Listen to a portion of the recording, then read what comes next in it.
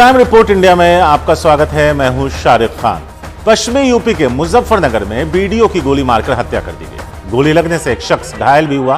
Firing के बाद आरोपी फरार हो गए। कई राउंड फायरिंग होने से इलाके में दहशत और तनाव का माहौल है। बड़ी संख्या में पुलिस फोर्स को तैनात किया गया।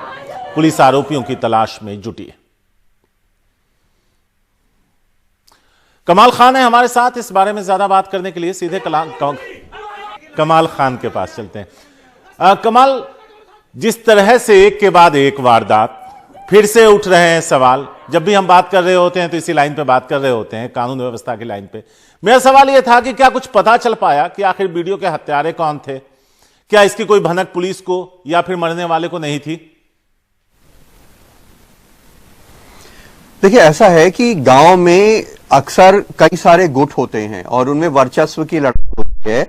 यहाँ पे जो प्रधान थे वो गांव में नाली बनवाई थी उन्होंने, और नाली बनाने से जो ये वीडियो थे, अर्जुन जी, इनका विरोध था। इनका कहना था कि नाली से इनके घर के आने में कुछ रुकावट पड़ती है, तो ये उसकी मुखालिफत कर रहे थे और दोनों लोगों में झगड़ा चल रहा था। प्रधान वो काम रोकने को तैयार नहीं थे और ये उसको रुकवाना चाहते थे।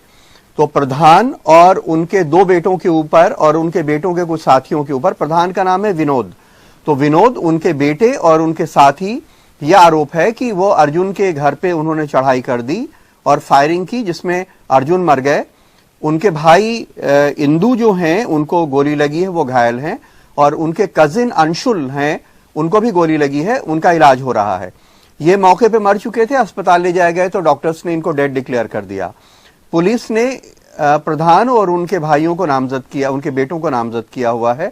जो प्रधान है उनको गिरफ्तार कर लिया है, उनके बेटे अभी फरार हैं, और बेटे के साथी जो अज्ञात में जिनका नाम दर्ज किया गया है, वो लोग भी अभी फरार हैं। शुक्रिया कमाल इस पूरी जानकारी के लिए। लेकिन आप हमारे साथ बने रहें, एक और खबर है इसके ठीक बाद, उस पर भी हम आपसे चर्चा और बात करना चाहेंगे। बरेली में एक मुस्लिम लड़की ने धर्म बदलकर हिंदू लड़के से शादी कर ली, जिसके बाद उसने अपना वीडियो वायरल करके कहा कि वो बालिग है और उसने अपनी मर्जी से हिंदू धर्म अपनाकर हिंदू लड़के से शादी की, इसलिए उसके पति या उसके दोस्तों को परेशान न किया जाए। उसने आरोप लगाया कि धर्म बदलने के बाद उसे धमकी मिल रही है। लड़की ने महिला थाने में गुहार लगाई, जिसके बाद पुलिस ने सुरक्षा देने का वादा किया है।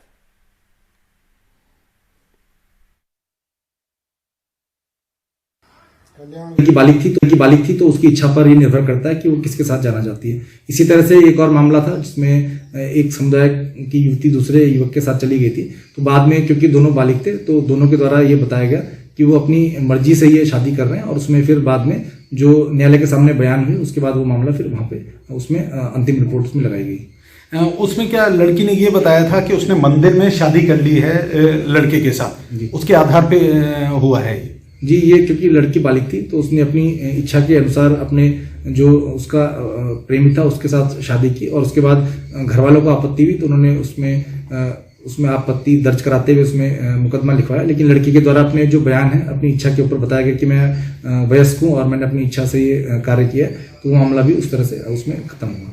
कमाल खान है। कमाल, अभी तक हम लोग खबर करते आए थे कि लव जिहाद का जो विवादास्पद कानून है, उसमें बिना कुछ सुने और लाख सफाई देने के बाद भी लड़कों को गिरफ्तार कर लिया जाता था। इस मामले में क्या वो लव जिहाद कानून लागू होता है? और दूसरा, एसएसपी साहब बड़ी मासूमियत से बता रहे हैं कि वो बालिग थी और उसने कहा कि हम अपनी मर्जी से शादी कर रहे हैं। तो ऐसा तो बाकी केसों में भी हुआ था। तो क्या यह पुलिस का दोहरा रवैया भी है जो सामने आ रहा है?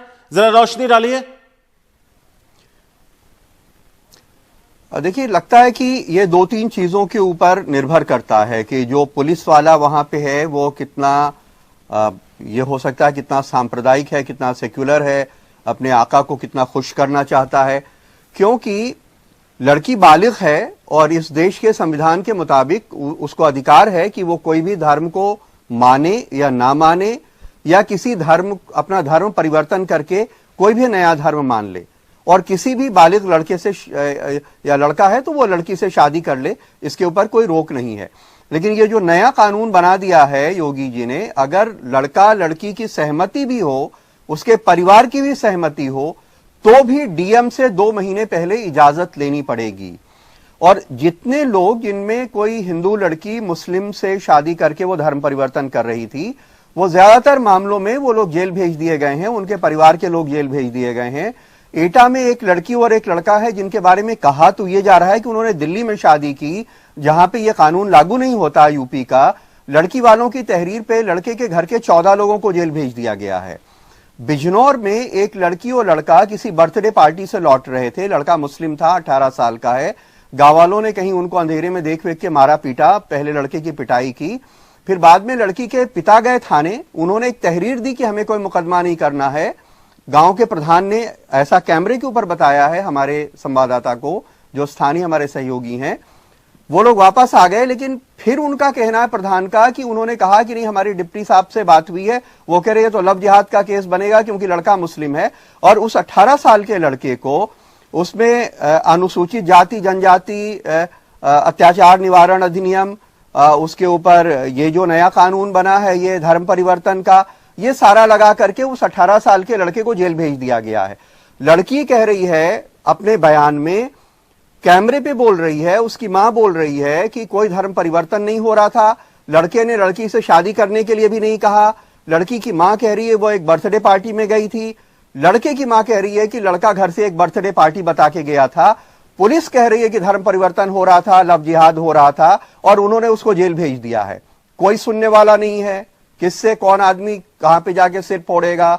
जितनी भी ऑपोजिशन पार्टीज हैं, इस तरह के किसी भी मसले के बारे में कोई भी नेता का कोई भी कहीं ना तो कोई बयान है, ना कोई स्वयंसेवी संस्थाएं इसके लिए कुछ कर रही हैं। ऐसे बहुत सारे मामले हो रहे। अलीगढ़ में एक मुस्लिम लड़का था, उसकी 2012 में हिंदू लड़की से शादी हुई। लड़की हिंदू धर्म के मुताबिक रह रही थी। अभी कुछ संगठनों ने उसका धर्म परिवर्तन करा के उसको मुसलमान बना दिया। उसका कहना है कि उसके महल्ले के मुसलमान सभासद उसको धमकी दे रहे हैं। वो एसएसपी के पास गया, एसएसपी ने उसको सुरक्षा प्रोवाइड कर दी। यहां पे जो लड़का मुसलमान से हिंदू बन गया, वहां ये कानून लागू नहीं होता है। बरेली में जो लड़की मुसलमान से हिंदू बन गई, यहां पे कोई कानून लागू नहीं होता है। लेकिन उन सारे मामलों में जहां पे वो मुस्लिम हिंदू बन गए हैं, ऐसी तमाम मिसालें हैं जहां उनको जेल भेज दिया गया, उनके परिवार को जेल भेज दिया गया। वक्त एक छोटे से ब्रेक का है। ब्रेक के बाद हादसे के लिए जिम्मेदार शख्स को किया गया गिरफ्तार।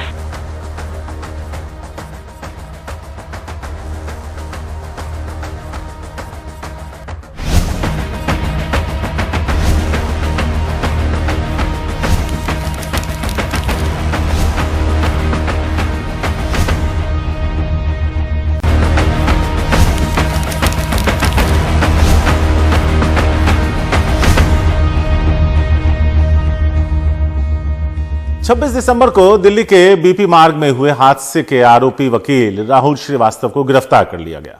हादसे में इस्तेमाल कार को भी बरामद कर लिया गया। दरअसल 26 दिसंबर को हुए एक हादसे में एक शख्स की मौत हो गई और दूसरा गंभीर रूप से घायल हो गए। दिल्ली के बीपी मार्ग पर सड़क क्रॉस कर रहे दो लोगों पर गेटकलाश के रहने वाले 54 साल के वकील राहुल श्रीवास्तव ने कार से टक्कर मार दी। दोनों घायलों को एम्स में भर्ती कराया गया, जहां 50 साल के शख्स की मौत हो गई। उनकी पहचान अब तक नहीं हो पाई है, जबकि 75 साल के कन्हैया की हालत गंभीर है।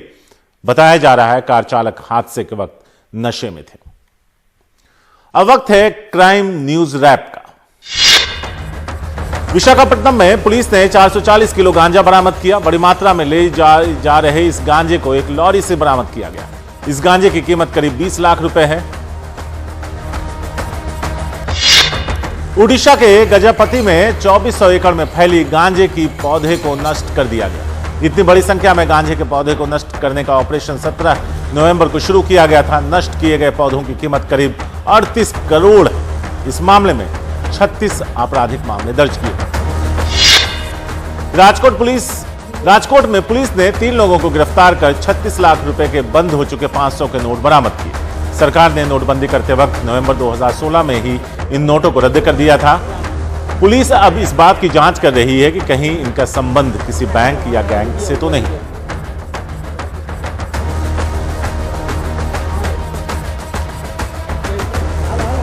और आज के इस शो में इतना ही। हमें दीजिए इजाजत। नमस्कार।